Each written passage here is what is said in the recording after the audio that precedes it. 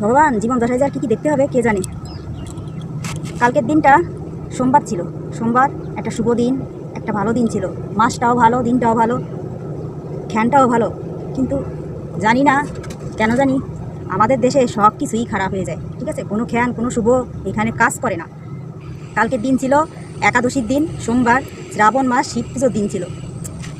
শ্রাবণ মাসে কিন্তু শিব পূজা খুব একটা জাগ্রত। তো কালকে ভাগ্যক্রমে কাল একাদশীও ছিল, শিব পুজোও ছিল, শিব পুজোর তিথি ছিল।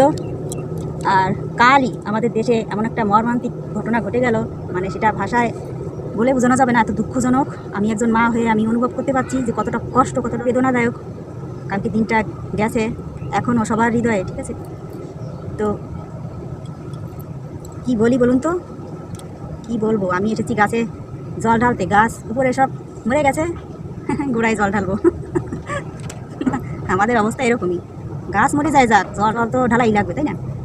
তো সেই জল ঢালতে চলে এলাম আমি। তো গেছে কাল যে ঘটনাটা ঘটলো, মাইলস্টোন স্কুল, হ্যাঁ, স্কুল অ্যান্ড কলেজ, ওখানে বিমান দুর্ঘটনায় অনেক ছাত্রছাত্রী, শিক্ষক শিক্ষিকা মারা গেছে। হ্যাঁ, তো ঘটনাটা শুনে মনে হয় কি আমার হাত পা পুরো ঠান্ডা হয়ে গেল। হ্যাঁ, আমিও তো একজন মা, তাই না? একজন মাই বুঝতে পারবে সন্তান হারানো কষ্ট। ওখানে কত বাচ্চারা ছিল, অভিভাবকরা ছিল, শিক্ষক শিক্ষিকা সবাই আহত হয়েছে, অনেকে নিহত হয়েছে, কেউ বা গুরুতর আহত। মানে সেটা চোখে দেখার মতো না, আমি তো মোবাইলে দেখেছি, মোবাইলে আর খবরে শুনেছিলাম, দুটোর সময় শুনেছিলাম। তো কাল আর আমার তেমন মানে খবর দেখা হয়নি, সময় হয়নি। কাল একাদশী ছিল, শিব পূজা ছিল, ওগুলো করছিলাম, ঘরের কাজ, এই কাজ ও কাজে আর শোনা হয়নি। শুধু শুনেছিলাম যে বিমান দুর্ঘটনা ঘটেছে। তো পরে রাত্রেবেলা যে খবরগুলো দেখলাম, দেখে সত্যি আমি মানে চোখের জল আর ধরে রাখতে পারছিলাম না, এত কষ্ট লাগছিল আমার। কারণ আমি তো একজন মা, একজন মায়ের জায়গা থেকে বুঝতে পারছি যে সন্তান হারানোর যন্ত্রণা কতটা। ওখানে অনেক বাচ্চারা আর কি নিহত হয়েছে, স্টুডেন্ট যারা ছিল আর কি ক্লাসের মধ্যে, বারান্দায়, মানে যে যেখানে আর কি ওই অবস্থানে আর কি যারা যেভাবে ছিল, মানে সেখানেই আর কি মারা গেছে। হ্যাঁ, আর আহত হয়েছে গুরুতর।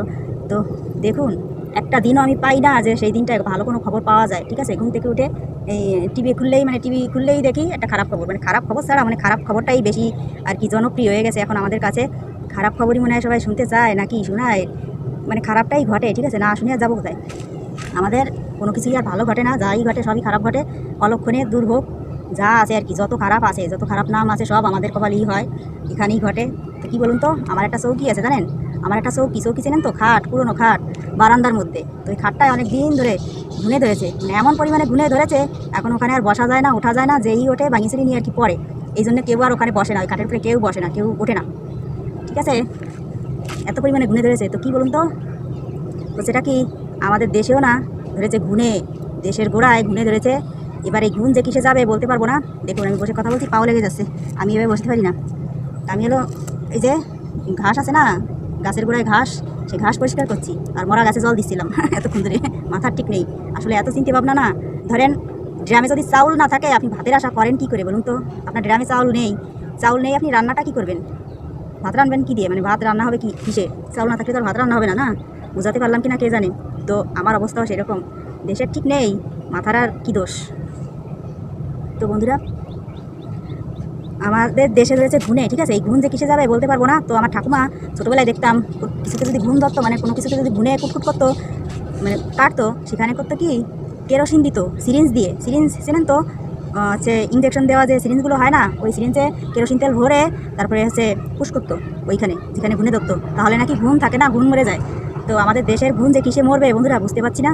ঠিক আছে, ঘুম যতদিন না মরবে না, আমাদের আর শান্তি নেই। আমাদের সব মানে পুরো দেশটাকে আস্তে আস্তে আস্তে আস্তে করে খেয়ে দেবে। ঠিক আছে, থাকবে না কিছু, আমাদের খাওয়ার জন্য আর কিছু থাকবে না, সব ওই ঘুনেই খেয়ে নেবে। তো যাই হোক, কষ্ট হয়ে গেছে, চলে যাই।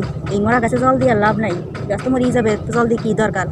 ঠিক আছে, তো আমাদের অবস্থা আছে এই মরা গাছে জল দেওয়ার মতো। তো বন্ধুরা, রোদ, ঠিক আছে, একাদশীর পালন করলাম, এখন আর কিছু বলবো না। কী বলি বলুন তো, কিছু বলার নেই। ঈশ্বরের কাছে প্রার্থনা করি, ঈশ্বর আমাকে কোনোরকম একটু